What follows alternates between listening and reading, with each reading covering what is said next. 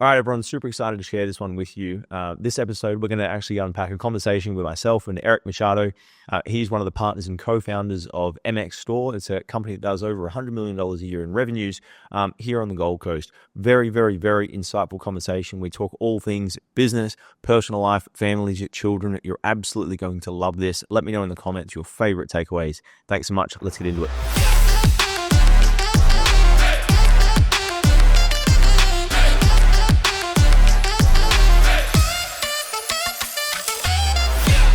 Eric, mate, super excited for this conversation. I think even more excited. I knew a lot about you through Ethan specifically, and it kind of wasn't made as much clear to me. I know we were on that coaching call last week, and you started sharing some wins about your company, and you're like, "Oh yeah, we just last 30 days we did like $9 million," and I'm just like, "Motherfucker knows how to motivate me on Monday afternoon." Can you tell us a little about yourself, what you do? Who is Eric? Yeah, so I guess I came here from Canada about 17 years ago. Yep. I was 23 at the time with my missus, who's now my wife. She wanted to finish university here, and we were supposed to be here for 18 months. And obviously the sunshine and the opportunities got us to stay. The job that I was working at the time, I was doing quite well, and they sponsored me to stay. Okay.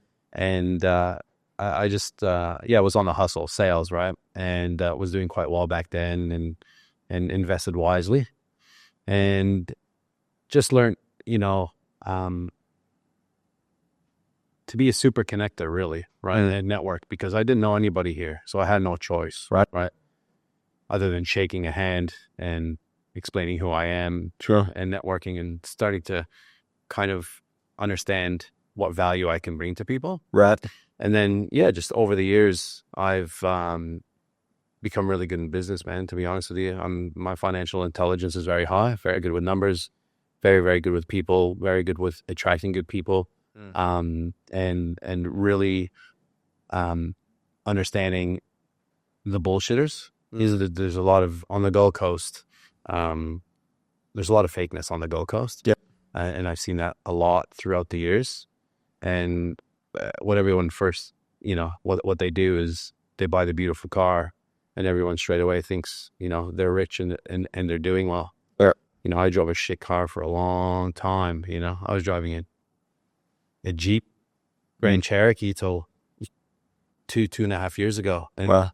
I was still killing it in business. Right. I was just like reinvesting everything back in. And, I'm just honestly serial entrepreneur, love connecting with people, and all the businesses I have partners in. I don't like doing a lot of things on my own. I just love the collaboration part. Did you how did you get into like entrepreneurship? Because you mentioned like you were sales before, like you were doing sales. I was doing sales before, so I come from a very blue collar family. Yeah. And blue collar area in Canada. Got it. So none of my friends are entrepreneurs themselves from Canada. Most of them are in trades. Right.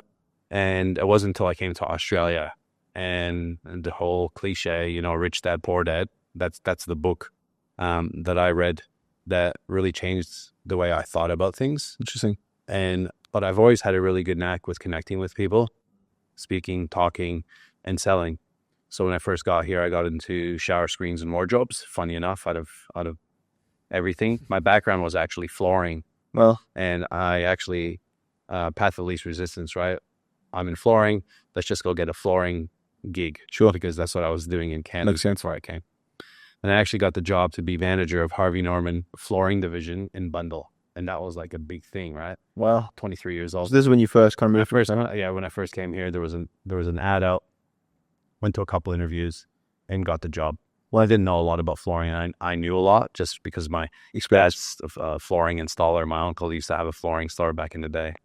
And 2 days before I was supposed to start, I talked to Jen and I'm like, you know what?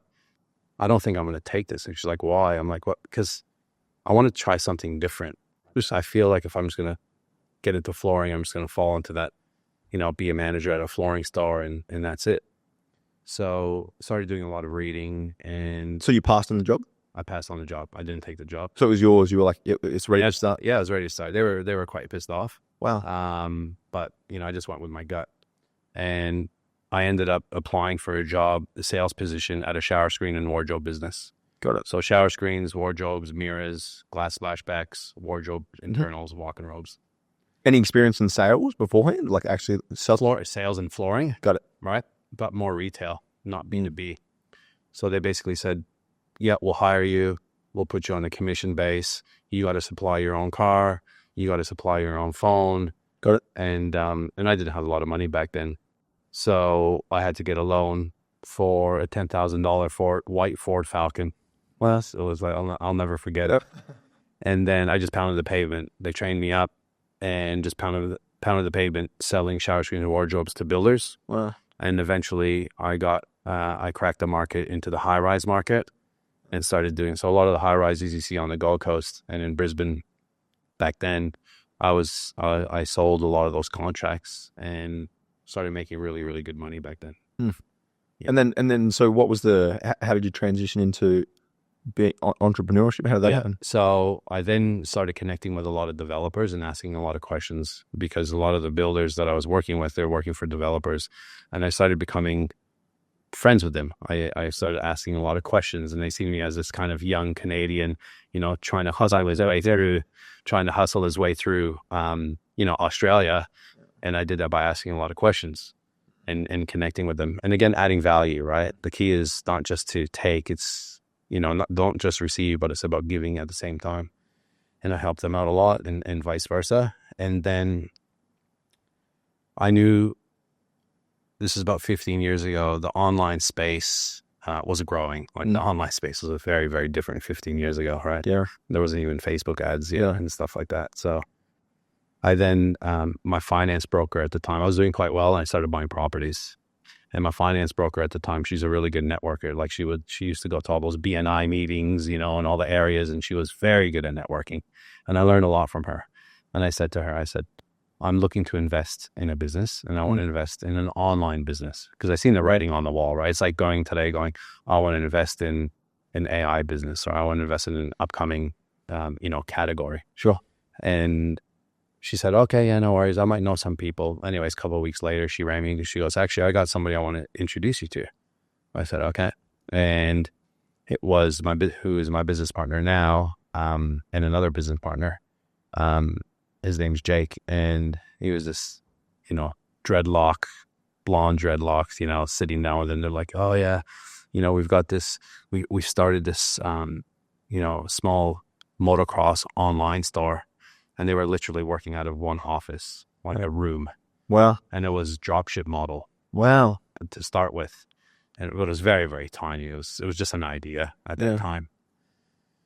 But when I sat down with him, I started asking a lot of questions. And then the next meeting, then they showed me the fancy prospectus. This is what we can do. This is what we're doing. This is how we're going to get there. And we've got this gun ads guy in the background, who was like a phantom at that stage.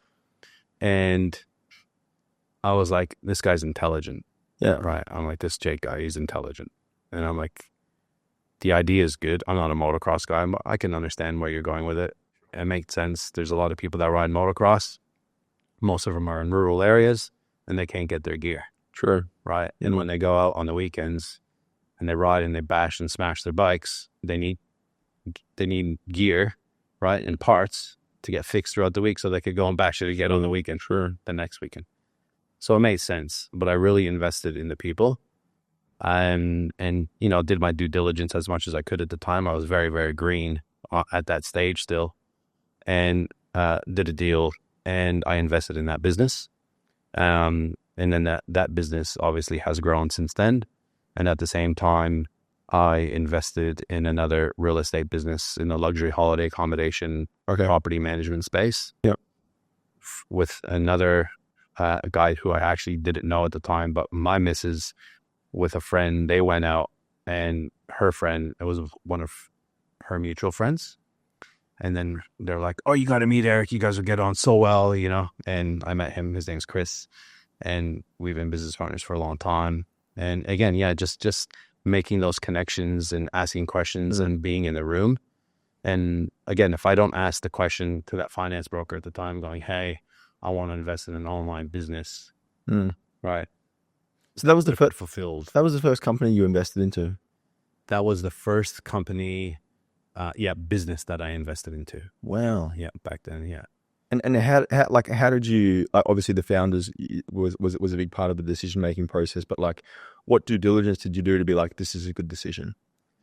Because like back then there wasn't a lot. There wasn't a lot because there wasn't a lot of like online 15 years ago it was new still. There was, a lot of retail, like in the motocross industry as an example, there was a lot of, physical retail stores still.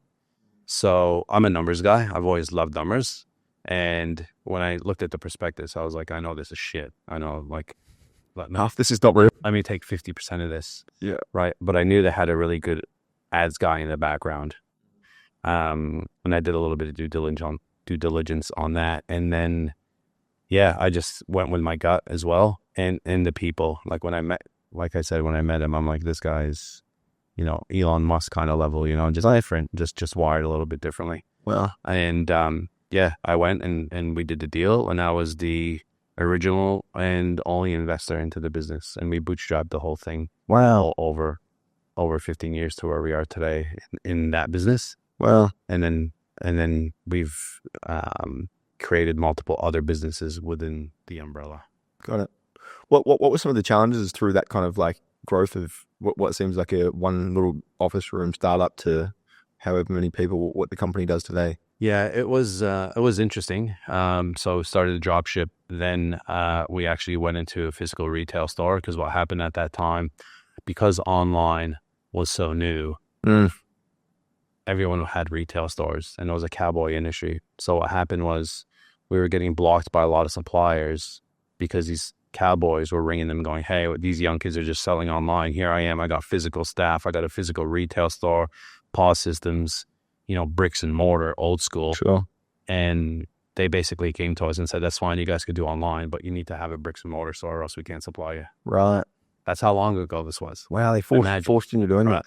So got a physical retail store, fitted it out, POS systems, stock, and sold retail, and had a tiny little office in the back that we start fulfilling our own orders. Okay. And back then, predominantly eBay was a big sector for us. Sure. Obviously, eBay's diminished a lot over the years with the likes of Amazon and just Shopify. And that's how that started. Yeah. And then we just started we didn't sell no bike parts or anything at that time. We just sold some gear and lifestyle products, Right. T-shirts, hats, Fox, Nixon, watches, these types of things. And then we started growing. And we started growing fairly quickly. Was this like with this model at this time? This was quite unique in the market. It sounds like a lot of people were very much retail, bricks and mortar, and this was like online. Yeah, online, motocross online. There was another company at the time that was doing some stuff bigger than us online. Right. And they had a physical retail store, and they actually tried to sue us because of the name was too similar and this and that. So we overcome that, and they ended up closing down. Yeah, funny enough. Well, over time, and we just started slowly, taking over. Right, running ads, growing. well, and then started selling more gear and started understanding the market a little bit better. And one thing that we were is all about service and range, right? Not about price. And that was the whole kind of vision in the model. Meaning like people will pay more? Yeah, so they'll pay more, but we have the range and service. So range is very important because what you don't want to do is have to go to multiple stores to buy them. Sure. We've got one glove size. Yeah. But, understood. And then when we started going into bike parts, that was kind of that next growth phase. So from there, we outgrew that, and we had to actually go into a factory because this was more of a retail presence. So we got a factory with a small kind of office spaces in the front that we then converted into retail. Right. And then we went in there and then grew out of that, had to knock down walls connected to factories, so we took I think we had 4 or 5 factories all beside each other at one point. Then outgrew out of that and went into the next location where we are now, which is in Burley Heads, which I'd say roughly, between 55 to 6,000 square meters of, including the mezzanine of space. Wow.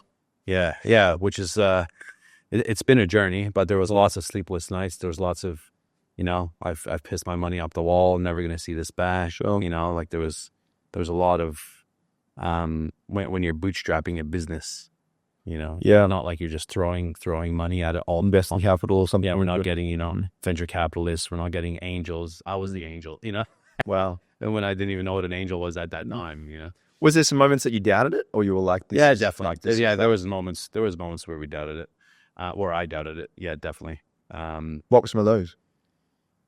Just when cash got really tight, and we started in GFC. Right. So we started kind of 2009, 2008, 2009. And, those first few years, yes, there was growth, but it was difficult. No one was getting paid. It was basically everyone was working for free. The beauty of me, I never had to work in the business day to day, more of a strategic partner. We're very non-corporate in that business. Right. So when you look at like having a board, kind of there is a board, it's us, but it's not, we don't believe in that whole hierarchy of the corporate structure. And there was issues, with a couple of the partners, not agreeing with some of the decisions that were being made. And there was one time where it came to me and it was my vote and that was the last vote, because they wanted to vote out the existing director, who's the guy that I backed. And then my vote was either yes or no. Like it was up to my vote because I had the controlling percentage at that point of the decision. And I said, no, he's staying. And they were quite pissed off at the time. And a couple of them, over the time have come up to me and said, man, if you didn't make that decision, this thing would look very, very different right now. And I'm like, so we've got a kind of a different level of respect, him and I, over that. But these are like some of those decisions, and I go with my gut on a lot of things. How do you because I feel like one thing that I've observed through limited exposure to you and just knowing what you do and hearing what you do from some of our friends Ethan here, for example, I feel like you've been able to kind of maintain like almost distance in the sense of like the companies, the investments, the things that you do. Like you're not like actively the front man in there driving them. Yeah. But I feel like you have such a kind of wealth of knowledge and you have so much understanding. However, you have that kind of space and a little bit of freedom. Like, is that conscious decision you've always looked to make? Yeah. Can you explain that a little bit in terms of how you're trying to do that? Yeah. So I used to play pretty competitive hockey and baseball growing up in Canada. So I always worked with teams, right? And that collaboration was always very important to me. And I've always had a lot of friends. I've always loved people and being around people and the energy of good people. And I just took that and related it back to business. But I never wanted to be, I didn't have to be the guy, right? And I think a lot of people want to be the guy because of ego purposes more than their strengths. And so for me, I'm like, let me align myself with people that can actually, what I call, be the jockey, right? Yeah, of the amazing horse. And I've been able to do that over time, and I've just kind of become an expert at aligning myself with these types of people. Yeah, it's only now actually with kind of Unemployable and where we're taking Unemployable that I'll be starting to take the reins kind of in that position. Right. But I got to a point in my life where I'm kind of like, it's good having strategic alliances and strategic partnerships and having really good deals, that are done. But at the same time, you're not the one that's in full control all the time, even though I have a lot of control of most of the businesses, right? In regards to, some in shareholdership as an example, but just in strategy, because when you are looking from the outside in, sometimes when you're in the business, you're like a horse with blinders and you don't see the obvious. I take it from a very macro level rather than a micro level. And that's where I add a lot of value into these businesses. How do you do that? How do you like what makes a good partnership in your perspective in terms of like how do you conduct those things into, is it like a skill set of like, this is what I can bring, this is what I can see that you have that I don't have, like how's that process? First off, you have to set expectations up front. So I'm very, very big on communication and setting expectations on what's expected by everybody that's involved. I've done it the other day. So we have a business at the moment. We have another guy that wants to get into the business, right? He's like, I just want to come in, because what happens is the more success you have, right, the more people you attract. It's just the way it is, right? Fixes most problems. Yeah. Massive success. Yeah. And now that I'm starting to, I've got a lot of credibility, but I'm, creating that relevance now, a lot more people see that. Sure. And setting those expectations up front is very, very, very important, right? I'll give you an idea. When one guy is single, works like all he does is work, right? The other guy is married with kids, right? And I'm like, you got to set those expectations, because when you got to go home at 5 o'clock to pick up your little girl from daycare or take her to gymnastics, as an example, you got to make sure you're not going to get pissed off because you're going to be working till 10 o'clock and he's not. How does the resentment not get built? So as an example, setting those expectations up front of who you are and who you're not. And a lot of people don't know this, right, about themselves. Who are you? What are you really good at? And what aren't you? How do you do that? How do you have that? Because my next, I was just thinking like that comes with a reasonably high degree of self-awareness. Very, very. To be able to say like, this is, I suck at these things. You know what I mean? Like, yeah. But, and a lot of people have never done that before, right? They try and be everything to everyone. If you're everything to everyone, you're nothing to anybody. Yeah. So for me, I'm not a fire starter, as an example, right? So I'm not the guy that'll come up with the great idea, start it, create the landing page, right? That's not me, right? I understand tech, but I'm not as tech savvy probably as someone like yourself, right? I know how to attract good people, right? I know how, I'm an investor, right? I'm good at collaboration.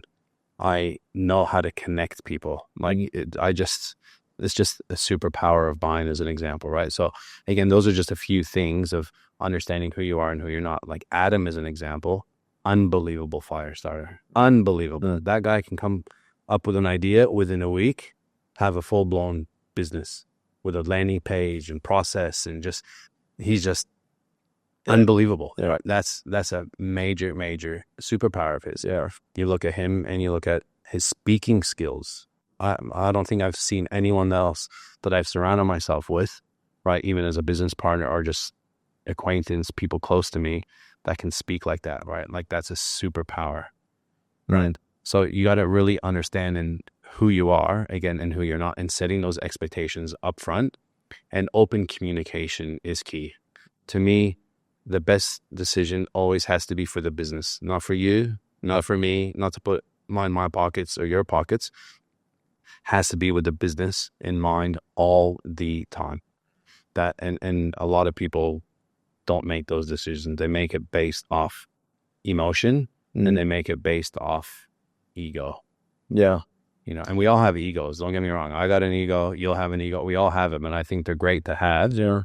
But you got to know when to bring it in and when to kind of put it on the shelf, because you can make some very, very, very bad business decisions. What do you think gets in the way of like young entrepreneurs today in terms of like when they're starting their businesses, and like what would cause someone today to fail in your perspective from what you see? A lack of patience. Yeah. That's probably number one. Right now, social media has created this kind of instant life, right? Yeah. Everything's now. Uber Eats, you get whatever you want within half an hour, right? You want a date, you want a girl, you go on Tinder, you swipe right, all of a sudden, they're at your doorstep. Like I didn't grow up. Yeah. Right. Me neither, actually. With that, right? Yeah. I did for a while, 10 years. Yeah. Right. Like you had to go to the nightclub or you had to go somewhere and you had to meet people. And so I think patience, right? People young people want instant gratification and they hop around a lot. So they actually don't give the amount of time to the business, right? What they look at it is they go, MX, as an example, was never started for money. That was never the play. The play was to make riding safer and more accessible to more people. Which was Fight HQ was never started to make money. It was started to change as many people's lives through mixed martial arts. Interesting. Right. So having a very, very, very deep vision, right? Unemployable for me, right, is not just about money, right? Is to try and wake up as many people to say, you need to be in business or have some kind of side hustle, right? To afford the world that we are in and the world that we are going in. Like I just posted something this morning. We were at a lunch a couple of days ago and we were paying, and behind the glass case was all the patisseries, right? Pastries. And I looked at it and there was a cronut, which is kind of like a donut. You know, yes. Donut. Sure. It's a donut. Yeah. $12. And I'm looking at that going like, yeah, this is where we're going. You know, like your 9 to 5s, it's not going to work anymore. No. Right. So you need to have a deeper purpose on why to do something, right? Like in your business, as an example, yes, we all start businesses. There is a monetary side, but if the purpose, I think, is deep enough and you have that much belief in it, the money will always come. And I know it's cliche, but any business that I'm in or that I've invested in, right, is long term. Like businesses I'm involved in, like MX Fight, MX 15 years old, Gold Coast rental property, over 15 years old, Longevity 8 years old. These businesses is for the long term. Like when we started Unemployable and you're starting a podcast, right? It's not for 6 months and you're not doing it for the money, but you're not doing it for 6 months. This is a long-term play. Like we've been going for 12 months. We've spent hundreds of thousands of dollars on this podcast, right? And we're at 4,400 subscribers on YouTube, right? And then when you talk to guys like we've met Steve Bartlett, Stoac is an example, right? We went to one of his events and we met him. And he's like, at that point in time, he's like, you guys have more subscribers than I did. Well, at that same point in time, right? So you start looking at that and you're going, you measure yourself based on now you start looking at 5 million subscribers. But everything takes time. But every pod we release, every pod that gets put out, subscribers take over, right? Subscribers take over. And that's the thing in business. And I think young people, right, have so much, there's so much knowledge at their fingertips. True. Which I think is overwhelming at times. When we grew up, there was no ChatGPT. No. Google was pretty average. You just had to kind of figure shit out on There's so much distraction now. You've got Instagram, you've got YouTube, you've got X, you've got TikTok, you've got and I know, like even just me with Instagram, how much time I'm on that platform, right? And it sucks the life out of you. It does. Right? Yeah. And if you're not focusing on your business and you're distracted all the time, it's, like my parents' generation, my mom's been at the same place. She's worked basically 2 jobs for the last 45 years. Has that loyalty is the next level. The loyalty now, there's no loyalty. Has that kind of like because I respect that so much in terms of that long term like stick with it mindset. But has that ever had negative kind of impact in terms of like you stuck with something too long and it's kind of like gone bad, or been in a relationship too long, or you generally pick that? Generally I've been okay. Right. But I think some people, sometimes you need to cut the cord, right? And again, if your ego gets into play because you don't want to be judged because of a failed business or a failed relationship, like, stay together for the kids. I don't believe in that. Just keep the business going, even though it's shit and sucking the life out of you just because you don't want to be judged. I don't agree with that. I haven't had those experiences, but I know that even with our coaching that we do, I have a lot of very difficult conversations with some clients going, you've got a dead deer on the side of the road here that we're trying to revive. Just let it go. Get back in the car and drive. So just let it go. So it's it's one of those things where it's hard though, right? Yeah. Because, I'm raising my kids like never give up. Yeah. Never give up, right? But there's times where Never give up, but but there's times where, especially in business, where if gets a little bit too hard and you can't see the light at the end of the tunnel. There's some shit businesses. That's just the way it is. Yeah. There's some amazing businesses, of course. and then there's some shit businesses, and you got to just have just a good business IQ. And if you don't, ask a lot of people around you what they think that have the experience, because I think a lot of people get into businesses that they actually don't want to be in. Yeah. Right. And then what happens is it just turns into a shit show because they're showing up to something every day that they actually hate. And how are you going to succeed doing that when your energy's not there? How do you take that patient kind of mindset? Because like, I'm thinking about that in terms of even just how I like rationalize decisions and things, and I can be pretty impatient. And so like I could imagine like the way that you're perhaps like thinking about investing in something or starting a bit, partnering in a company, like you're not thinking about like the next like 12 months or next 24 months. You're like, what's the next 10 years? Can I see myself doing it for 10 years? So like, how do you rationalize that depth of decision making as far as like, I'm looking at making a 10-year decision here? Does that make sense? Yeah. So I wasn't like that before, and I think like that a lot more now. And because I've been in business for quite some time, and I've been in multiple businesses for that long, it's just something I'm accustomed to. Like I now know what it takes, right, to have a business from nothing and where it can go. Whereas we overestimate what we can do in a short period of time and underestimate what we could do over a long period of time. And that's just the way it is, right? And it's like training at the gym as an example, right? And you go to the gym and you go for the first 6 months and you go 5 days a week and you see no fucking results, right? But if you go for 12 months, that's when you start seeing. So for me, I'm accustomed to it. For someone, I think it needs to be in you. Some people just have that level of patience, and others just don't. But the way I look at it is like, how can you do anything amazing if you're trying to do 10 things on your own? Yeah. Right. Now, if you're doing 10 things and you're investing in others, that's fine. Right. Because you're spreading your risk. Sure. Right. Trying to back the right people and the back businesses and business ideas. But if you're trying to do everything yourself and you're spreading yourself too thin, it's difficult. Like Unemployable as an example, we haven't run ads, right? For the last 12 months, we haven't run one ad. Everything's just been organic. And the clients that we've got on, anything's been organic. We'll start running ads next year, but we're not ready to start ads yet, Because once you start running ads, that's when it just goes absolutely bananas.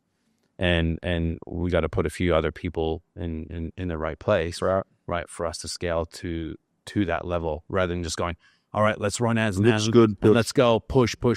Let's get all this revenue in the door, and then all of a sudden you can't give the level of service that you need, and then you've got this funnel that people are dropping out of. It doesn't make any sense to me.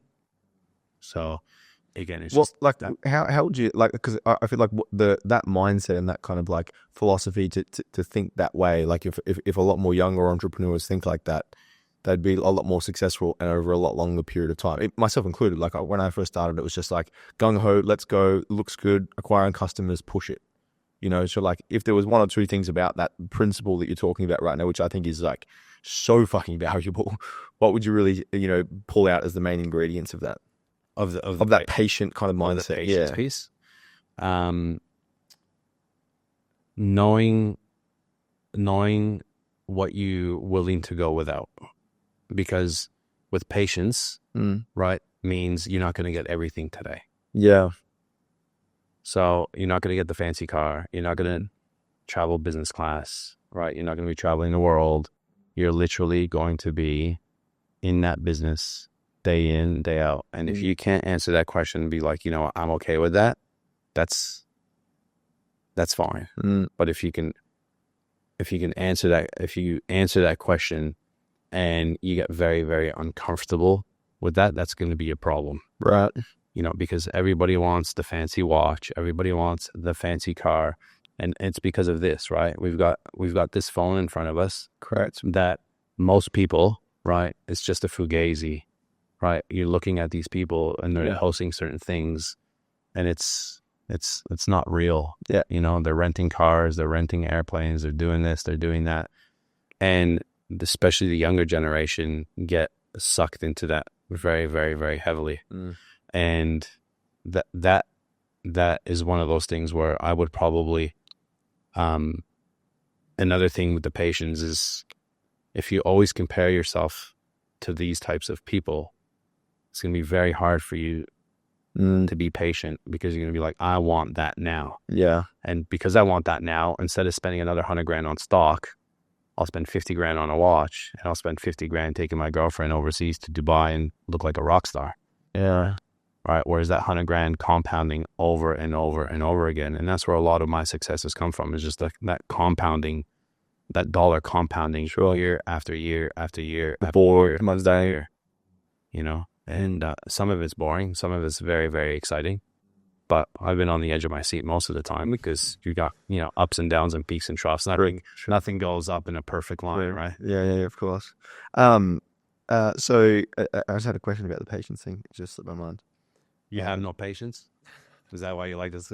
No, I just think it's such a relevant topic, because I think it's something that people just don't have enough of. And I think that so many people quit, or they don't even actually, like, I filmed a piece of content about the other day where I was like, failure just comes from people just like not doing something long enough and underestimating like how actually fucking hard it is. Yeah. You know, they're like, oh, like it's going to be about this hard. And it's like, bro, it's actually going to be about like 10 times as hard. It's hard. You know, it's going to take 10 times as long, and you're probably going to burn out. That's the question I was saying. So I think that sometimes like you can be more patient, or you can have more maybe like appetite for fluctuations if you do have more kind of like capital as well behind you. You know, you won't make as much like rash decisions. Your decisions will be made over a bigger time horizon. So is that part of that goes into it, in terms of you maybe like having more capital that allows you to see further into the future, or you've just always kind of thought that way in terms of like a real long-term perspective? Yeah, I've the more capital you get, probably the more patience that you will get. Yeah, for sure. And the older you get. But I think there's a point in time where you get less patient at the same time, especially with, not in business, but just in life. Like, I'm very patient in business, but I'm not patient, right, when it comes to getting shit done. Like, if you ask my wife if I'm patient, she'll say no. Interesting. But she doesn't see me day at work. Yeah, it's a life for faith. But she doesn't see me day to day and work in kind of, she just sees the outcomes, right? Oh, wow, yeah, this is what's happened. Oh, we sold this business, or we've done this. So day to day, I'm not patient in regards to working with people. Like, I'm like, let's get you done. Let's push. Right? Kind of toe the line, you know? Yeah, toe the line. But for the outcome of the business, I've learned patience, because like, you look at Bitcoin as an example, right? Like, that's patience. That's a patience game, right? Emotional intelligence, patience. Yeah. I've talked to so many people in the past that, you know, I didn't have any Bitcoin back then. And then like, oh, I had this, but I wasn't patient. I just, you know, sold out here, and then people look back. Property, same thing, right? Just, it's patience. Buy something today, you hold it for 10 years, you're going to make money. You buy something today and you sell it in a few years in a market that changes, and you panic, you have no patience, you're going to go, oh shit, property is shit, as an example. Yeah. What's you seem very like relaxed and composed overall. Like, I feel like you just have such a calm wisdom about you. What things you know, maybe like make you fearful or kind of get you on edge day to day today? In business? Just overall, yeah. Overall? Yeah, what scares you? I like to be in control, right? So when I'm not in control of something, that's when my anxiety starts to peak. Got it. What's an example of that? An example of that is so if I'm in traffic, heavy traffic, this is funny, right? If I'm in heavy traffic, I was not expecting this. Yeah. And it's pissing down rain. Yeah. And there's heavy traffic, I get very uncomfortable. Because I feel like I'm stuck and I'm not in control, right? Yeah. Like, it's not like, yeah, I could just fucking run over everybody and get to where I want to be. It's like, you're in that moment, you're stuck here, deal with it. Whereas if somebody's like, hey, we're going to do a business deal. All right. Yeah. Let's transfer. Okay. We got to transfer $500,000. I'm like, all right, next. Zero anxiety. Wow. Zero anxiety. But the transfer. So me, it's more kind of in control, Yeah. right? Like me being in control. That's why I don't drink alcohol. I haven't for fucking 20 years. Well, I don't drink coffee. I don't microdose. I don't, like no substance. Yeah. man, there's so many people that we've been interviewing lately, like ayahuasca. Ayahuasca is like people are talking about doing ayahuasca and DMT, like it's fucking, yeah, no problem. On the 18 ceremonies, like scared shitless of that. Well, because of that being out of control state, even though it might be amazing, right? But within business, I don't have a lot of fear in business. I still have fear around money, losing money. Interesting. I've been raised in a very supportive family, but very scarce mindset. I didn't come from our families don't come from any money. Sure. My parents, my grandparents were poor, they came from Portugal to Canada as immigrants and just